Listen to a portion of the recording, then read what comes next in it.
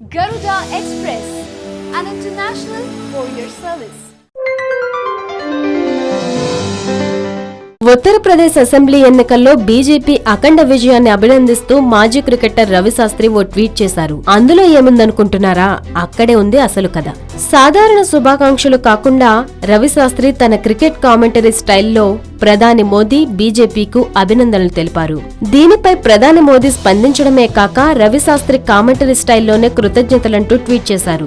అదేంటంటే ప్రధాని మోదీ, అమిత్ షా ద్వయం ఓ ట్రేసర్ బుల్లెట్లా దూసుకెళ్లి యూపీలో 300కు పైగా సీట్లు సాధించారు అని ట్వీట్ చేశారు. సాధారణంగా ఓ బ్యాట్స్మన్ బౌండరీ కొట్టినప్పుడు ఆ బంతి ట్రేసర్ బుల్లెట్లా దూసుకెళ్లిందంటూ వర్ణిస్తారు. అదే స్టైల్లో రవిశాస్త్రి ట్వీట్ చేశారు. అయితే ఈ ట్వీట్ కు ప్రధాని మోదీ కూడా అదే రేంజ్ లో స్పందించారు.